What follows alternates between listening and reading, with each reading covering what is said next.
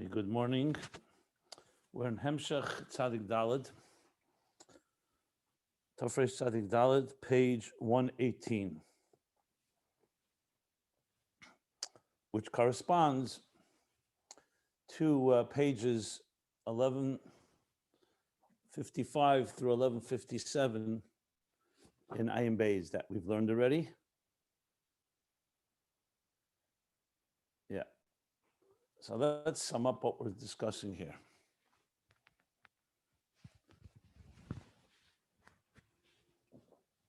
The overall picture is critical to keep in mind all the time, that we're discussing the interface, the central theme of Ayin Beis, the interface between the divine and existence.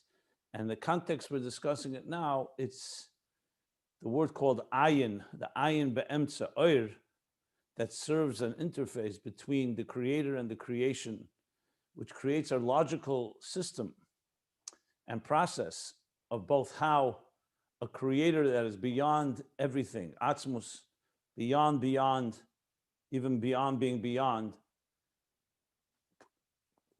sets into motion a series of steps that will make sense to us of how from that turns into a creation of existence as we know it, as well as the other way around, that we also now have stepping stones and a system to which to climb, a ladder, a process through which to climb backwards, meaning climb and retrace the steps from the bottom up to reconnect to and create the dir b'tachtenim, the total fusion of and the integration, achdus, between godliness and existence, between the divine and existence, all the way back to atzmus.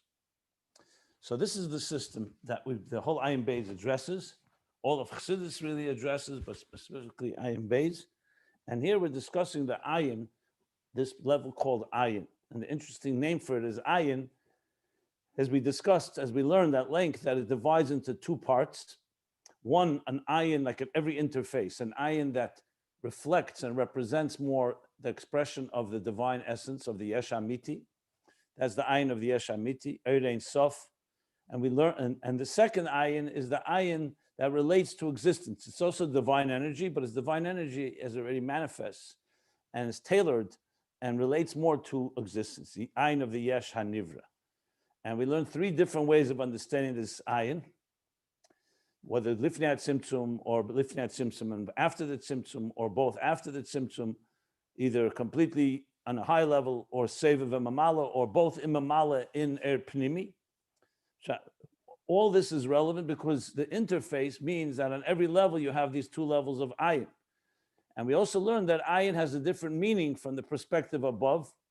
Their Ayin means complete, nullified, it's completely insignificant compared to the source. So in other words, it introduces the concept of Elikuz being, Atzmus being completely beyond everything. And the Ayin of the Yesh HaNivra, on the other hand, has its meaning and its purpose is to introduce the idea that it's not something that's builty, in a dover. It's not of the same substance, mitzias as existence of the yesh. That's what it's called, yesh ma'ayin. And ein a musig, it's not comprehensible. But if you think about it, regardless, ayin introduces a concept that's more something going on beyond us. The ayin of the yesh amiti introduces complete ein arech. That's more or less what we learned till the Maimer, the discussion that we're in the middle of now. I'm going back to that because from time to time, it's important to reconnect to the point of departure to really appreciate all that's being discussed now. Or else you get trapped in seeing the tree instead of looking at the forest.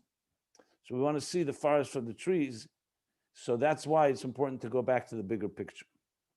Then in the next section, which began the new Maimer in Ayin Beis, and as well as here where we began learning the other day from page 115, that from when it says Keil Deus Havaya, these two perspectives is not just two perspectives from the perspective of the creator and the perspective of the creation, but in Elikuz itself, in the Ayin itself, there's the two perspectives. That means the Eir itself carries this level of awareness, where the Ayin of the Yesh Amiti is completely aware of this absolute bittul betachlis, total bittul. That's what its whole identity is. Is only a reflection of its source. We didn't get to the Ayin of the Yesh HaNivra, but based on that, the Ayin of the Yesh HaNivra would be Das Tachten, the perspective from below that sees and relates to and gives some credence to existence. It's beyond existence and higher than existence. That's why it's Ayin, but it still relates to existence. But we'll get to that, and we need to get to that.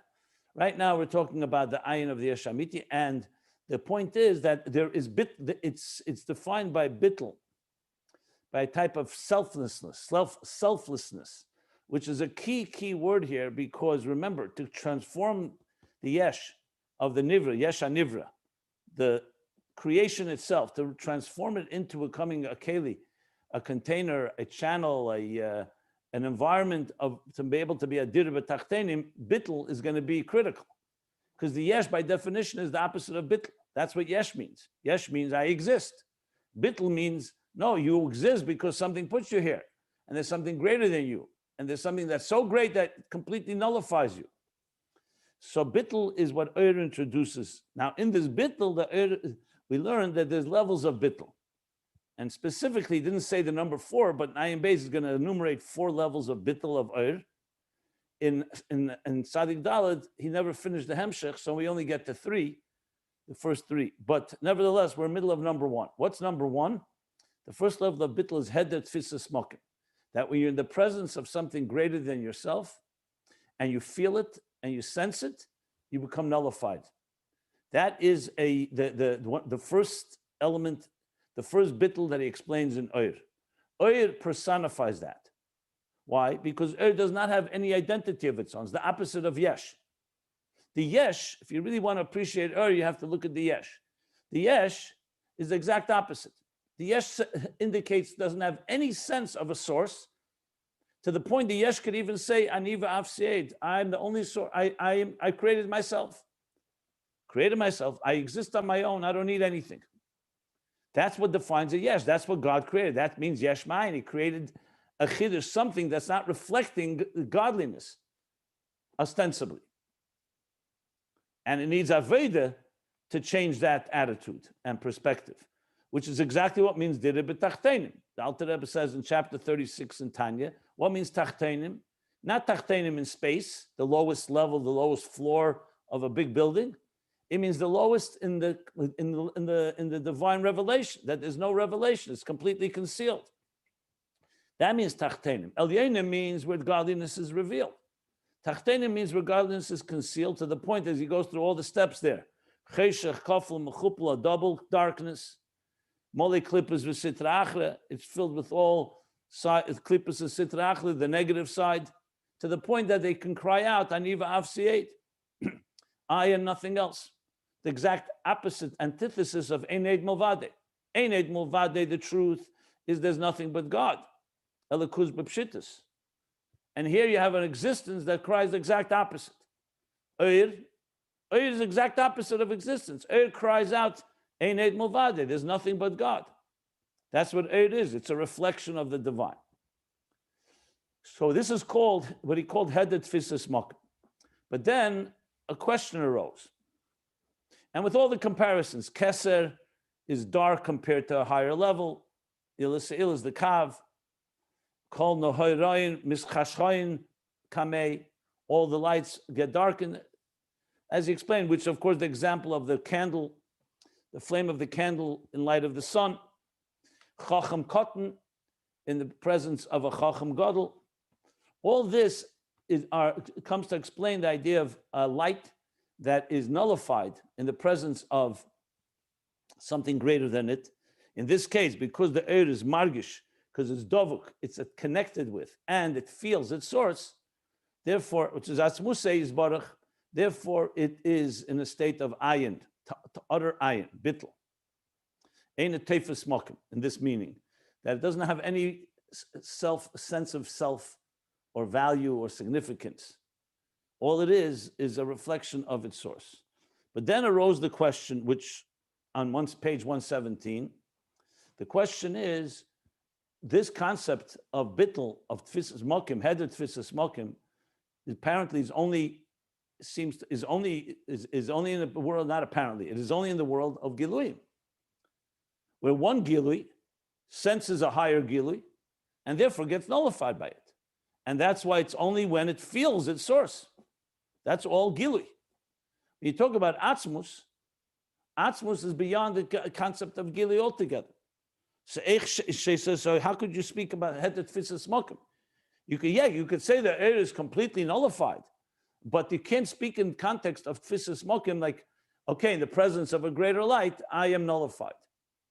And there's something, so based on the question, there's nothing in common seemingly between the air and the etzem that would create a tfisas mokim issue, as he put it. But his answer is, no, we're going to introduce now, or we are going to elaborate on something we already discussed, that Ayin has something that's unique. That even though it's true that it's ein arech, from the point of view of atzmos, which is beyond everything, beyond being a source of light, beyond anything, therefore Ayin is shalei berech. Just like the yesh is shalei berech, ein arech lecha. On its own, Ayin doesn't necessarily tell us that, because Ayin always indicates on a source. But once you know there's a yesh, and God created a yesh, which has to come from a level that's beyond anything, in order to create a yesh that's completely not like atzmus, meaning it doesn't indicate and trace itself to a source, that indicates that atzmus is completely of a different level. Just to break it down into two components here. One, it tells you that atzmus is beyond that it tells you about mitziyusim atzmusei, that only something that has its own self-contained existence can create something that should feel like it's ein la'ila, like it has no source. And number two, it tells you that atzmus is beyond existence altogether, because it can create existence. That means that atzmus is not a spiritual existence. Atzmus is beyond spiritual, beyond Ayin, beyond everything. That's why it can create yesh maya. That teaches us that also Ayin, which comes from atzmus, is also shalei berech. As I said, we wouldn't know that, as we learned, we wouldn't know that from Ayin itself. Okay, that's one half of it. And yet, Ayin does have something the yesh doesn't have. And what is that? The same sentence that I just said also has a positive. Yes, from Ayin you don't know ein arech, but from Ayin you know that there's a creator. You don't know what type of creator it is. You don't know that it's infinitely distant, but you know there's an Eibishter. There's awareness of a God. Not even discussing another level. So he says, so though the mitzias of Ayin is shalei berech, but its his havus is not b'derech richuk. B'derech richuk is the yesh. The yesh is completely removed from atzmos. Obviously, it's created by atzmos, but its personality is removed. The Ayin is infinitely distant from atzmos, but you can't call it removed because it's a revealer. It reveals that there's a source. Once you know there's a yesh, the Ayin will actually teach you that atzmos is ein arech. So bottom line is the chisavas ha'Ayin is in the form of not richuk. That's what we've learned till here. And the last line, I'll just read the last line before we continue. He says the following. I'm reading from the word line begins arech in page 118. So he says that's the yesh. Yesh atzmihu ein arech. Avlisavas e'er min atzmus ein b'derech ein arech. V'hainu da'er hu ein arech klal legaba atzmus. The Ayin is, its existence is infinitely distant from atzmus, just like the yesh. Avlisavuse, its manner of creation, the form, the way it manifests, ein b'derech ein arech, because it reveals. Even though you'll say it doesn't reveal atzmus, like we said, what atzmus is not revealed in Ayin, but something it does reveal. It reveals there's a source. You could say it reveals a mysterious source, but it still reveals something. You can't say Ayin is like a yesh that conceals the fact that there's a source. Ayin 24/7 pulsates with the message, I am a reflection of something. So you could say we don't know what the something is. You could say the something's beyond Ayin. No problem, but Ayin is still a revealer no matter what. Where does Ayin point? To atzmus. Where does yesh point? To itself. And in that sense, it's called Isavas is not ein arech. That's the key thing to remember. In other words, his personality is created in a way that's not ein arech. If Eir would say, look at me, I exist, I'm a very powerful light, that would not be Eir then, of course. So Eina b'derech, okay, Eina b'derech ein arech. The ima yes, I'm continuing to read. She'ein ze b'derech kiruv ha'atzmus. Even though it's not a kiruv ha'atzmus, it's not because atzmus is closer to Eir than it is to Yesh, b'kol mokim eina gamken b'derech ein arech. Nevertheless, it's also not ein arech because Eir tells you there's a source. Okay, that's where we stopped. And again, this is the second time we're learning this because we learned it all in Ayin Beis. Now he's going to give the moshel of Ratzon and Seichel. But before I continue, if someone wants to ask something, by all means. But the moshel is supposed to help, obviously, help us understand this concept even more. But I'm happy to go over this if you need again and again because you have to wrap your head around it. But I just want to point one more. I just want to repeat one key point again. You have to remember, nothing has to exist. The reason God created Eir was not the same reason He created Yesh. The Yesh is the Kavana. The Sava Kodesh Baruch is Baruch Dira B'Tachtein. Eir was created as part of the process of making this Dira B'Tachtein. Eir is in order for us to have awareness of godliness, a gilui, because that's what Eir is. We're not talking about what it reveals, what levels of atzmus it reveals. But the bottom line is if you didn't have Eir, you wouldn't have the concept of revelation. We'd have a dark world. We'd be like, without Vayhi Eir, think of the world right at the beginning of creation. Bereshis bara Elokim Shemaim v'Haaretz. Haaretz ha'isa toyu v'vayu. V'cheshech al pnei hasahem. It was a dark world. And then came Vayemer Elokim Vayhi Eir. So even the basic pasuk, it would be a dark world, or a world completely concealed. So yes, it would be tachtenim, but you wouldn't have any way of getting to Elyonim. You wouldn't be able a way to reveal. Eir is a revealing force. You'll say Eir doesn't reveal all of Atzmus, doesn't reveal even Atzmus altogether, because what he says, what Atzmus is not expressed in Eir. But still, Eir is still a revealing force. You could say, fine, but it still does nothing but reveal. So therefore, and in that sense, it's a selfless revealer of the divine. And ultimately, we're going to learn that because of its bittul, it reveals everything God wants to reveal through it, because it doesn't have any self. Since it doesn't have a self, it has a certain element that is just bottled to whatever Atzmus wants. So on its own, obviously, it doesn't have anything of its own. But Atzmus can channel through it whatever Atzmus wants to channel. So if you talk about the etzem etzias of Eir, of course it's shalei berech to Atzmus. God forbid to say that it's anything closer to Atzmus. Atzmus put it there for a reason. But the way it functions is a revealer. And it will reveal, first it will reveal lower levels, but then it can reveal koyach Atzmus itself to create is also through the Eir, as we shall learn and we have learned. But the point here is that Eir now has something about it that ultimately this will help us understand why you could say heder tfisas mokim, because Eir has something that it reveals about godliness. Okay.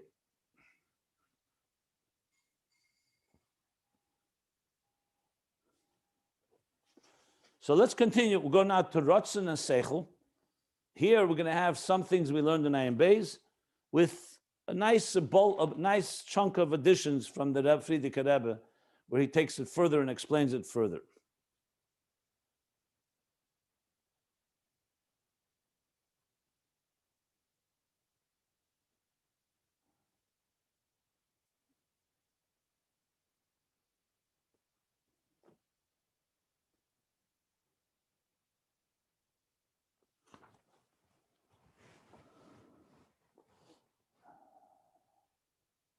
And I said again, I'm just thinking it over again. I'm saying to myself that when you add to the equation that Eir's Inyan is bittul, so then yes, then it makes a lot of sense that should have an element of heder tfisas mokim, because the yesh does not sense its source, so it doesn't feel nullified by the source. As a matter of fact, it feels like it's a self-contained entity. The Eir does feel its source, despite the fact that it's infinitely distant from the source, but it does feel the source. Especially, we're going to learn that at the highest levels, therefore, that's enough for the Oir to at least carry the element it's nullified, regardless of what part of the source it identifies with. But nevertheless, because it does feel its source, therefore there's an element of hedet tfisis mokim. Yeah. It's not really feeling its source. In Yono is absolutely, it's totally wrong.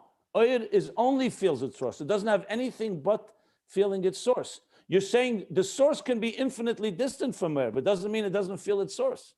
As I mentioned a few times, you could have an Eved Poshet, an illiterate individual who doesn't know how to learn, doesn't have any Giluyim, but he's in the presence of the king. Even if he doesn't appreciate the king's stature, he's there. And because he's bottled to him, there's some type of nullification as a result of it. Yesh doesn't have that at all. That's what Oir is. Yeah, that's true. That's true. But the Oir is not feeling the Atzmus. Well, in the Maimed, he keeps saying Hergish Atzmus. So I don't know where you're saying this. If it said in the Maimed he doesn't Margish as Atzmus, I would agree with you. He keeps using the word Margish Asmuse, Hergish as Atzmus. Says clearly several times. The Hergish Atzmuse. Here, right here, on page 117, the Lashon was very clear. It's battle Batzmus. That is, it's Hergish Atzmus. Dovig Ba'atzmus, the Hergish Atzmus. What else does the air feel if not Atzmus? Tell me. It feels another entity. The air is like air of, that's what the Eibishter created for, that it should reflect and feel its source. Doesn't matter how far the source is from it, but that's what air does. Okay. Simon, you saw the 5 lines before the end in 117. And I just spoke for 20 minutes explaining that. If what I said didn't help, I don't know what to tell you. Okay. He says, did you see what he says in the 3 lines from the end of the paragraph on the top of 117? I mean, you're showing me one half. There's another half of the story. There's 2 parts to this. So he says right here, did you understand these words or not? He says like this. He says, in 117? On 118, I just read it out loud. V'hainu da'ha'er hu ein arech klal legaba ha'atzmus. Aval hisavuse da'er hu ein arech klal legaba ha'atzmus. Aval hisavuse ein b'derech ein arech. Did you see that line? I just read it and explained it just now. The last lines that I read. So look, you have to look at both sides of this. It's a whole picture here. It's not a half a story. You see that line or not? Just say yes or no.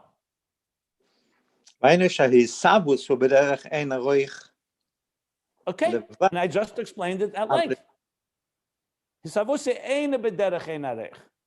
You see that line? Yeah, exactly. It's the first time you hear this? No. I heard your explanation, and that and is... go on. Anyway, I explained it as best as I can. If it's not adequate, find your own explanation or think about it some more. I don't know. I don't know how many times I can go over this again. But Simon, you agree that the Atmos cannot have... It's not about me. It's what it says in the Maimer. Forget about me or you. He says in the same line that Eir is ein arech, aval hisavuse ein b'derech ein arech. Is that what it says or not? Yeah. So that's what all I'm doing is explaining what it says here. I don't have any opinions on the matter. It's not about me. He's saying this. If my explanation is not adequate, oh, how is it possible? Explanation. I have no explanation. That's why I'm asking you. So listen, I did the best I can to explain it. You could say you don't understand it. So either review it again and again. I don't find anything more I can say than I've said already.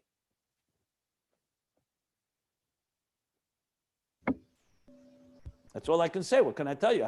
I probably reviewed this at least 20 times in the class. I don't know what more I can say. I don't have any more words. What does the word hergish, feeling, mean in this context? What does Eir feel? Tell me.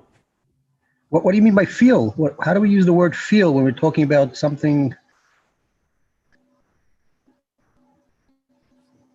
Well, we're not talking about Eir is a concept. It's a conceptual feeling and it's a conceptual Eir. We're not talking about physical things here. There's a conceptual Eir has a feeling just like Yesh. What does a Yesh feel? A Yesh feels its own consciousness and its own independence, and I exist. We don't feel that we're an extension of anything. Eir is an extension of its source. Whatever Eir, whether it's the light of a flame, the light of the sun, the light of a bright stone, a brilliant stone, and the light of Atzmus. God created Eir to reveal that there's a God. That's all you need to know. Since Eir is revealing there's a God, as opposed to Yesh, which doesn't reveal there's a God, so that's Eir's function. That sense that Eir is here to reveal its God is hergish of its source. And as such, it's not b'derech ein arech, not b'derech richuk, because it's revealing its source. Yesh is b'derech richuk, distant, and infinitely distant, not only in its existence, but also in its identity. The identity of Eir is not distant. All Eir wants and Eir is to be close and reflection of Atzmus. Take away Atzmus, there's no Eir. The Yesh does not know that. So all this is conceptual. We're not talking about physical consciousness here. We're talking about conceptual ideas. This is not physical light. This is a divine expression. That all it is a divine expression. In the human being, the ovis, hein markava, the ovis, 24/7, were completely dedicated to godliness. In a sense, they were like Eir in Atzilus. And everybody else in Bri, Yitzir Asin, especially in our world, does not have that sense. We have our own agenda. So very simple. When you today will go and daven or learn Torah or do a mitzvah, you're doing something that's more like Eir-like. Why? Because you're doing something what God wants you to do. So you're reflecting God's will through your life. Your mouth, your mind, your hand becomes an extension of what God wants you to be doing. When you do something on your own that has nothing to do with the godliness, even if it's not something that's prohibited, you're being more yesh-like. Simple as that.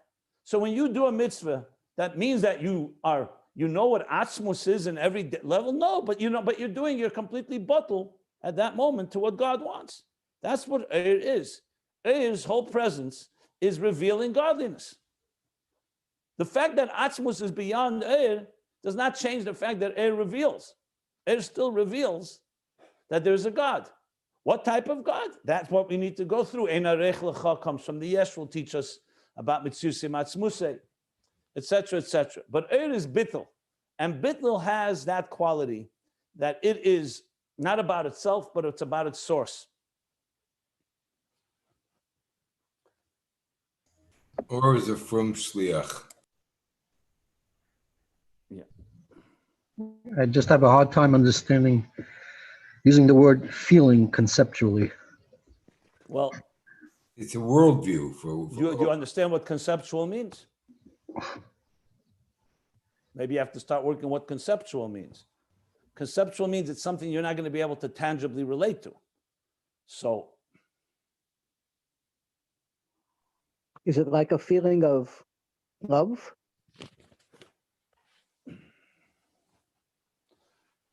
no, I think you can't take any type of feelings in Elam Haza and Yesh to try to understand this.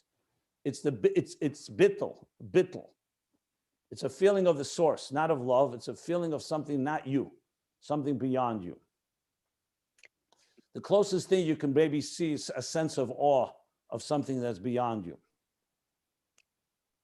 But either way, Eir does not have an ego. It doesn't have an identity. So I think you got to move away from trying to identify it like some type of entity. Eir is a concept called bittul and gili ha'atzem. The Eibishter wants in some way that built in Metzias Nimtza, which doesn't have any existential form or function or identity or definition, should come into some form of awareness. So when you say divine awareness, that's divine consciousness. That's That's what you the other day, use the word aware. That seems to be the best possible definition of hergish. There's an awareness of something. Awareness is not understanding. Awareness is knowledge. Fine. Awareness is just as good as hergish is also awareness. Look, is the light of the sun aware of the sun? Aware is more like hasaga.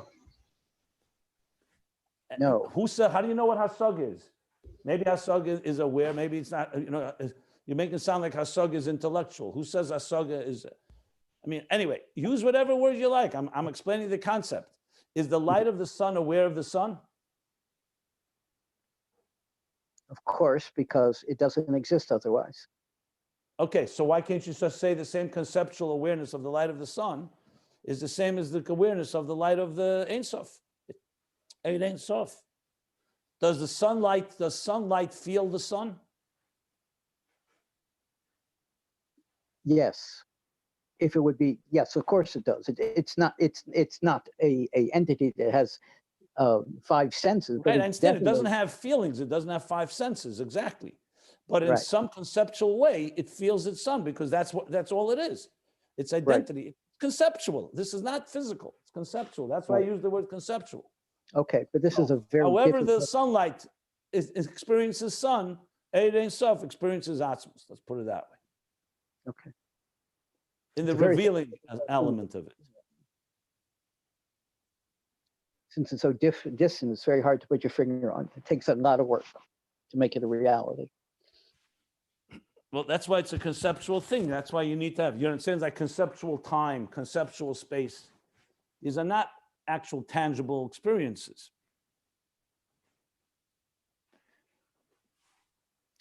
It has and right now we're going to talk about it in Nefesh and find it in Nefesh. Sorry, that's our next step, I think. He's going to explain how it's the difference in Ratzon and Seichel. Let me just say one more thing. When you learn Chassidus, you have to remember tangible thinking and what we call spatial time, tangible thinking and empirical is not going to be very helpful. You have to really learn to abstract. It's like almost being poetic. Like if someone were to say, does a stone feel pain? So you'd say, that sounds ridiculous, right? But poetically, you can say that a stone does not feel pain. These are poetic expressions just to give you a sense of something. That's what's called conceptual. When you say the sound of silence, does silence have a sound? But conceptually, you can think of it in that way. So the same thing here. You're talking about things that are, remember, here, we're not even talking about an existence yet. There's not even a symptom. The existence didn't even begin. But in some way, some divine manifestation happened.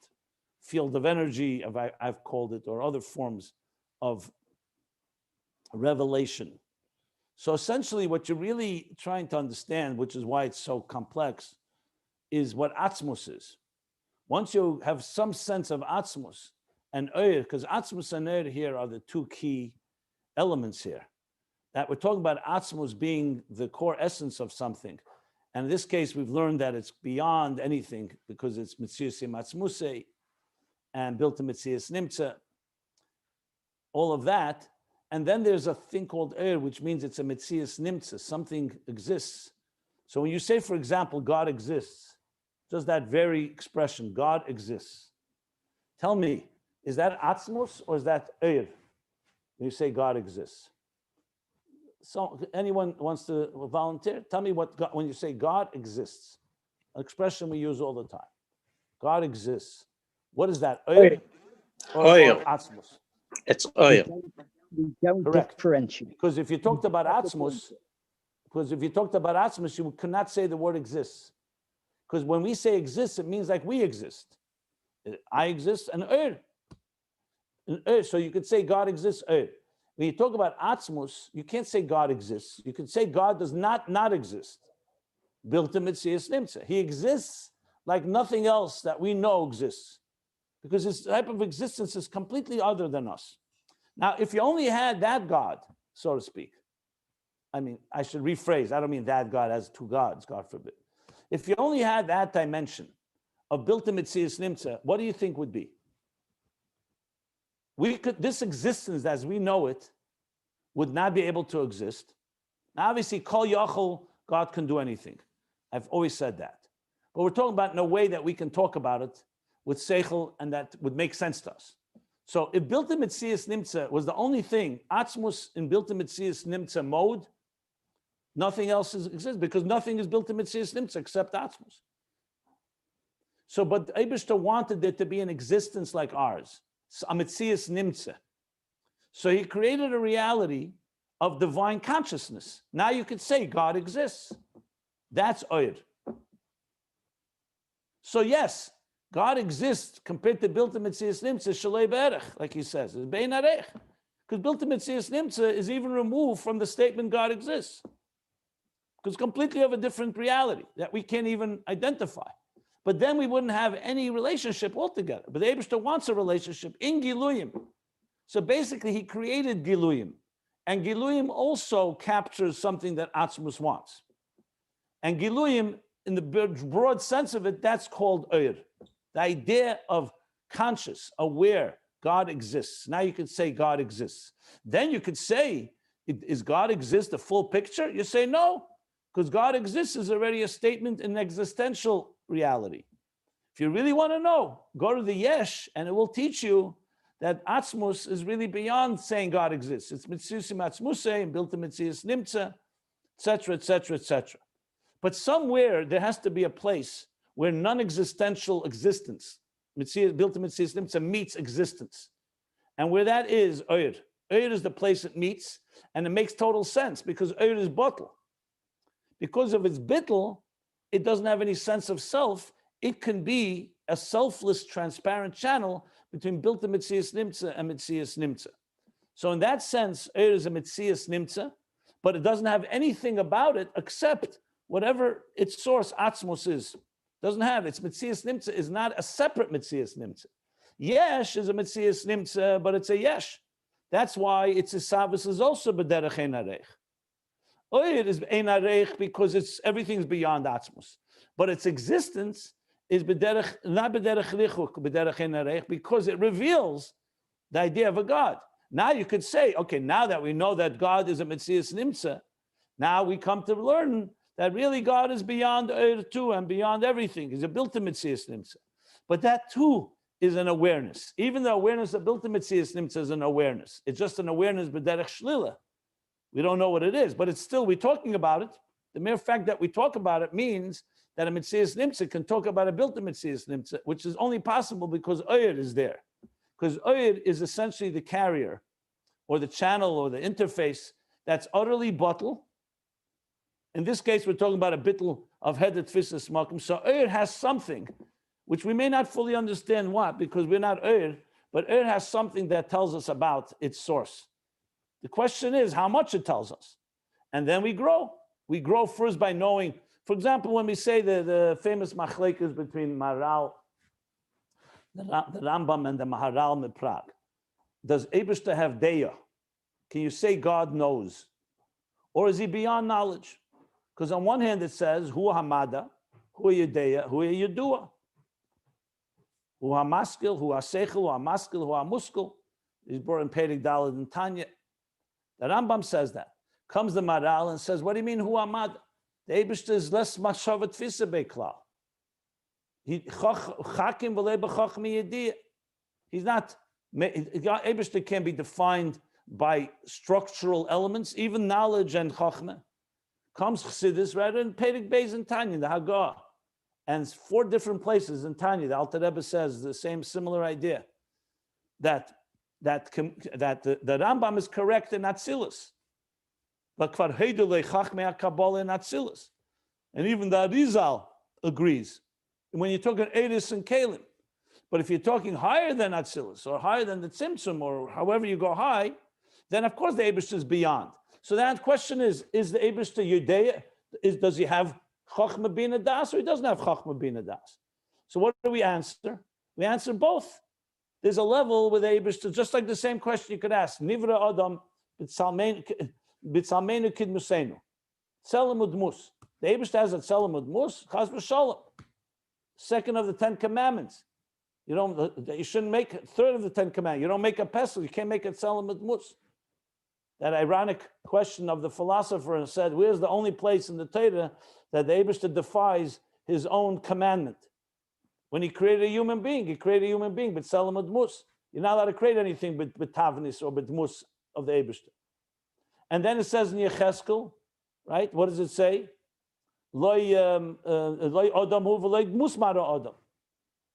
So which one is it? The answer is the Eibishter is beyond any shape and form and structure, and beyond Chachma Bina Das. But he chose to manifest a level of Oir which reflects him, because he's also not limited, like we say, Kashem sheyesh lekeche bebilti bal gvul, kach yesh lekeche begvul. The Eibishter, because he's beyond, he's also beyond infinite. He's also beyond being beyond. And that Eibishter chose that there should be levels of Elikus when they go through certain Simtsumim and so on, that manifest in Chochmah Bina Das, the Shiur of Adam HaElyon, and the human being is created in the image of the Adam HaElyon.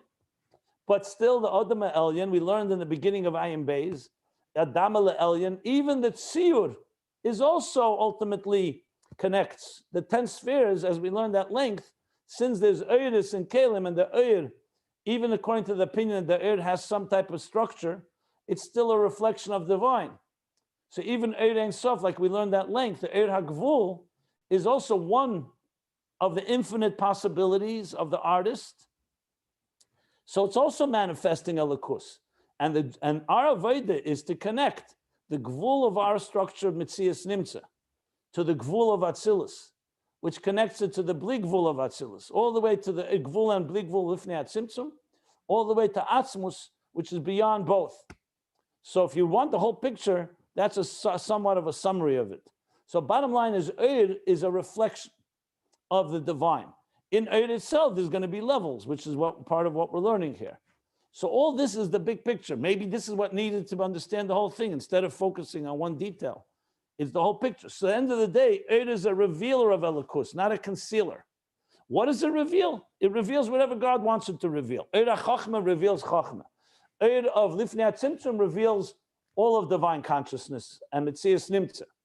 And then there's elements of, of course, we get deeper where Atzmus is beyond it all and beyond Eir too.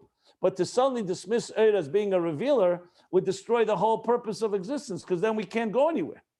If you say that Eir and Yesh would both be Hisavas B'derech Ein Arech, then there's a cutoff point. Atzmus remains apart. The rest of Ishtalshlus is on a certain level. Eir is that channel that has, because of its bittul and because of its lack of self, that's why it becomes a carrier that can be the bridge between Bilta Mitzias Nimtza and Mitzias Nimtza. Now, I don't know if that was helpful or not. If it made things more confusing, so be it. No, I think it was helpful. Very, extremely, very Okay. nice. Now So we're look, what talking. I just said really is a summary of whole of Ayin Beis, because what we're learning now is only a piece of the whole puzzle. You know, we've learned at length what we spoke about, Eir HaBligvul and Eir HaGvul and all of that. But at the end of the day, remember, Eir is a revealer of its source, and Keli is the structure itself. Here we're not talking about Kelim, obviously. We're talking in Eir itself.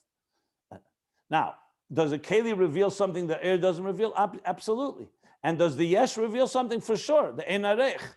At the end of the day, we said before, if it was Eir alone, all you'd know there's an Eibishter. You could say God exists, but you would not know what kind of God. When the Eibishter creates a Yesh, there's a Yesh, that must mean that the Eibishter Mitziusim Atzmusei and built the Mitzias Nimtza, and you discover deeper elements. But if there was only Atzmus and Eir, like he said at the top of the page, you wouldn't know Ein Arech, because Eir is not an Ein Arech type of expression. Eir reveals. It doesn't teach you about distance. It teaches you about closeness. So the question is, so to say that Eir is not so this way says God, Eir is not distant from Atzmus, because its personality is it wants to be near Atzmus all the time, if you want to put it in conceptual terms.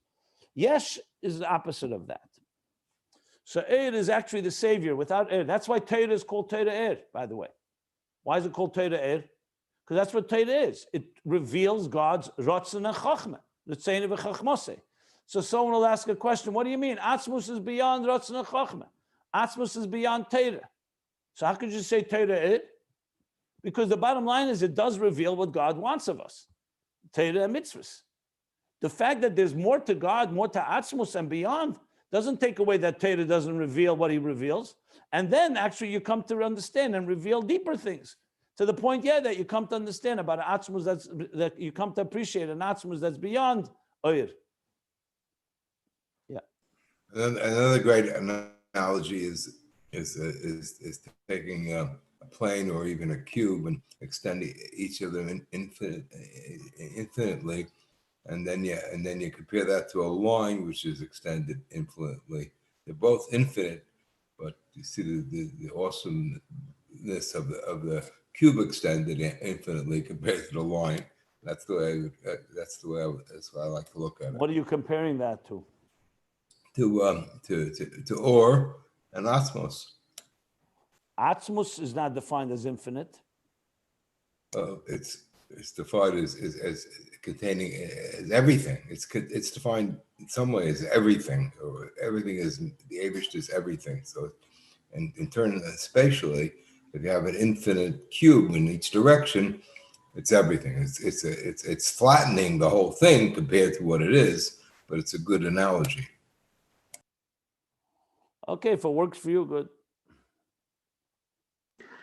Simon, there is one more point here. You said that Torah and mitzvahs, this has all but Atmos one, but it doesn't define Atmos.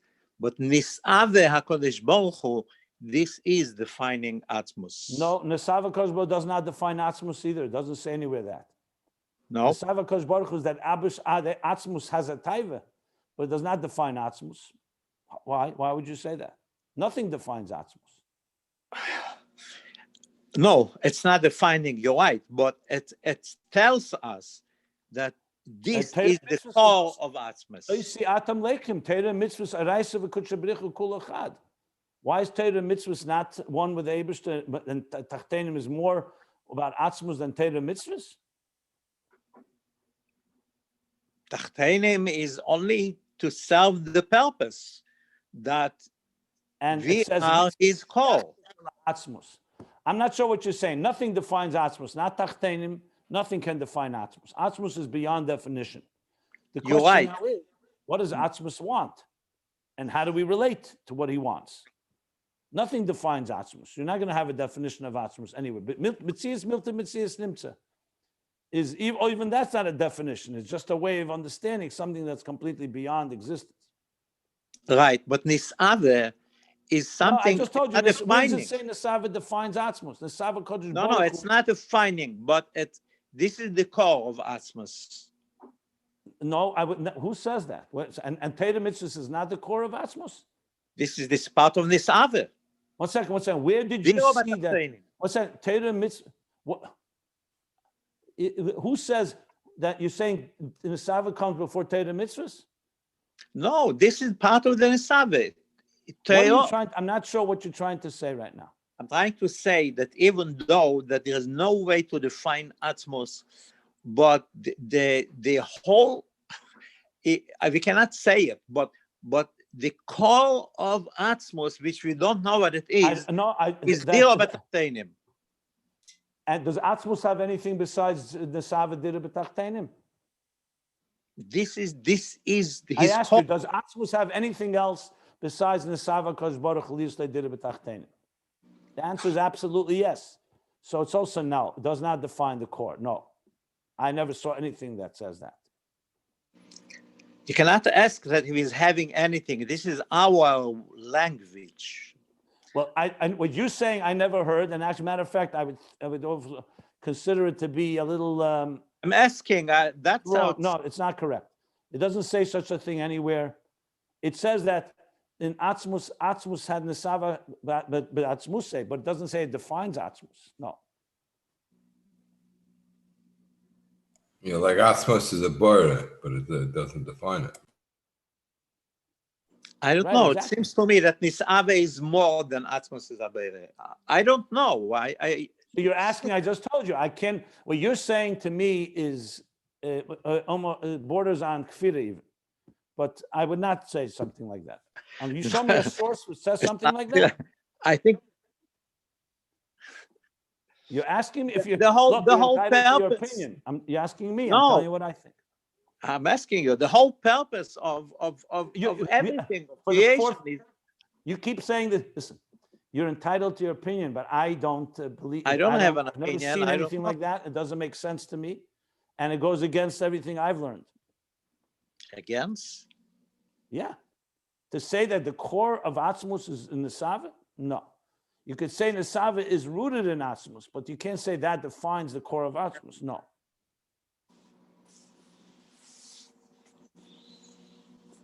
According to the way that you're explaining, okay, we are something. The Atmos is having more, like in our language. I don't know. So if you don't know, what are you saying then? I'm asking, we're sitting. That's why we're sitting. We're asking. So you heard what I answered. Atzmos is beyond any definition. We're learning a mimer here. Does he hint? Is there even a hint to something here that says such a thing? This is the whole base Listen, of we're learning a Chassidus mimer and here. Torah. That's one second. We're learning a mimer No, in that's this complicated mimer, no. enough. You suddenly brought a new concept into a mimer we're learning, and I asked you, is there a hint to it in this mimer, in another mimer, anywhere? You can't just say things. In this We're mimer, talking about the highest level. 1 second. Till now, people, you were saying you don't even understand what it says here. Now you brought a whole sugya of Nesava into it. Where is it hinted to here? Where are you getting it from? I'm not sure where it's even coming from. You're it would bringing be your a own, good idea if you will think you're about it. bringing your own ideas into a mimer that doesn't even talk about Nesava here.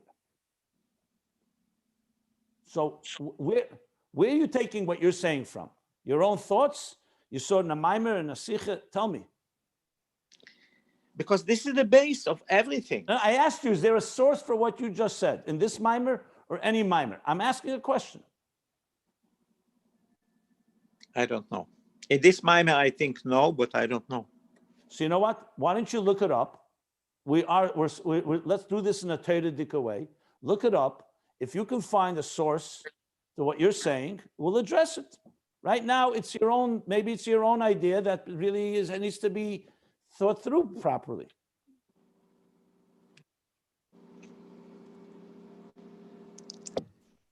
Can we say Atzmos is beyond any definition? Like to focus on the mimer. Let's get back to where we are here. We're here that Atzmus, again, Eir is Be'in Arech, just like Yesh is. However, it's his savus, its being, its manner of identity and its manner of existence is not B'derech Richuk, because it's not B'derech Ein Arech and B'derech Richuk, like he says. Because it's a reflection and a revelation of its source. He's now going to give an example. I'll just read the first few lines because we're already out of time here. So it says, "V'yuvan zeh mekeches hanefesh." We'll understand this from the faculties of the soul, the rotzen v'seichel, of desire and intelligence. So we're going to learn that both of them are faculties, but they're very different. They're both distant from the etzem hanefesh, a leap, but the rotzen expresses the nefesh, and the seichel is a function of the nefesh. So that's going to be the example of oir and yesh. Rotzen is going to be more like oir, and the faculty seichel is going to be more like a particular creation or a particular function. So he says like this: both of them are faculties of the soul. Even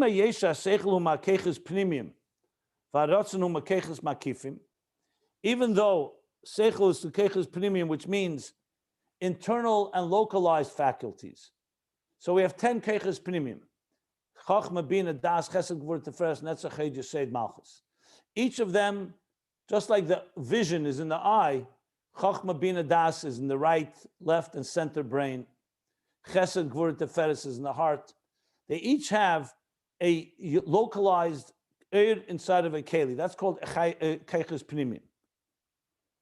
Ratzon is a makif because Ratzon does not have one particular. Ratzon, you can have the Ratzon to think, to use your seichel. You have the Ratzon to have midas. You have the Ratzon to see, to walk. So Ratzon is a klolisdik, a general, all-encompassing faculty. Mekol mokim, so even though both are, they're different faculties, Mekol mokim, hine ha-seichel koyach shehu chutz la'atzmus ha-nefesh, v'ratzon hu koyach she'eino chutz la'atzmus ha-nefesh. One is considered to be outside of the etzem ha-nefesh. Why? Because it's a particular function. It's like you're going and doing a specific thing. And Ratzon is not considered outside of the nefesh because Ratzon is a reflection of what the nefesh wants, whatever it may be. The Ratzon for Seichel, or the Ratzon for Midas, or the Ratzon for something else.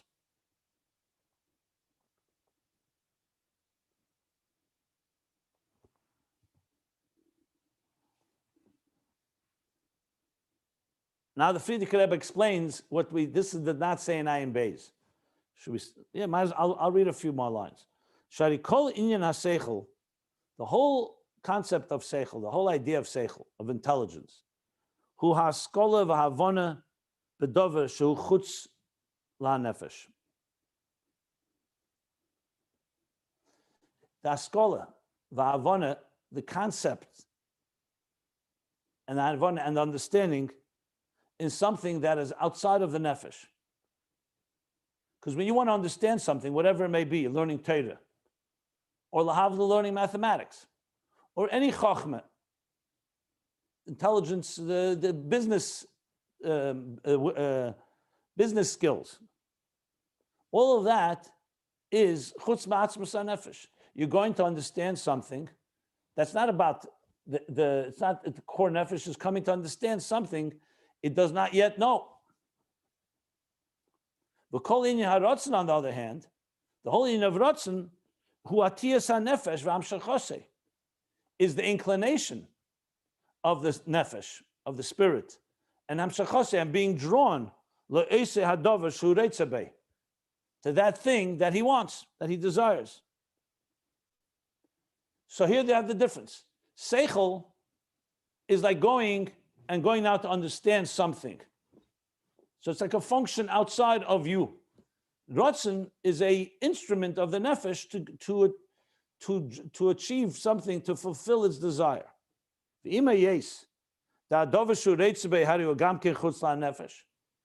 even though the thing you desire is also outside of you, let's say you want to have a drink, you want to walk. So the object of your desire is also chutz la-nefesh. Ukanal, like we learned before in chapter 16, the Rebbe says below, being haheskim, remember haheskim, about the heskim, what we call heskim, not the determination, not determination, no, that's achlot. You said consideration. Consideration, yeah. Being a heskim, by the consideration shepoil ba'nefesh liyes mischabel ledover zelose.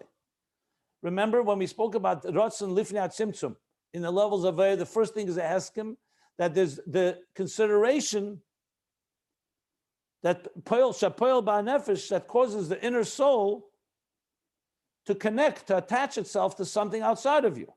So we see from this that Ratzon is also being drawn to something outside of the nefesh. Im kemawa hefresh b'neim. So if that's the case, what's the difference between seichel and ratzon? You said seichel is a faculty that's functioning and achieving an idea outside of the nefesh. Ratzon is the hatiyas hanef, the inclination of the soul. But it's an inclination towards something outside of the soul. So what's the difference? Acha inyan hu. This is a whole addition from the Frierdiker Rebbe. He says, the answer is the nekoyach hu poil, a faculty hu poil. Poil means it's an active function. When you talk about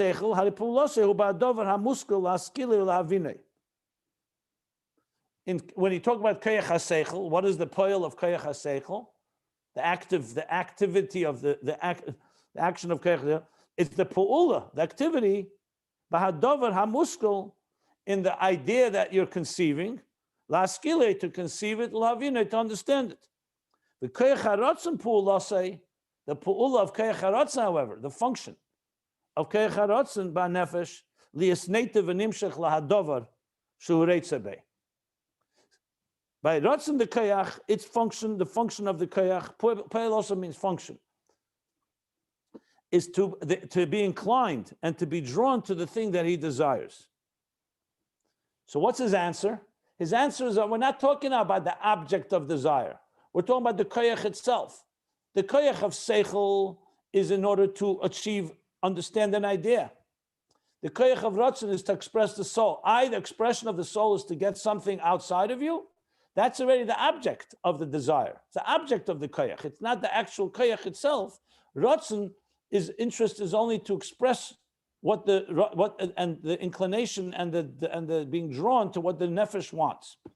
Whereas the koyach of seichel is focused on the actual function of the actual seichel itself. That's what it sounds like he's answering.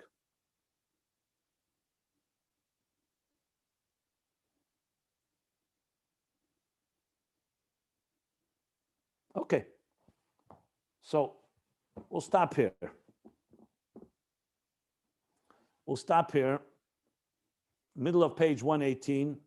So we've gone now into the whole idea of seichel and ratzon and seichel. Okay.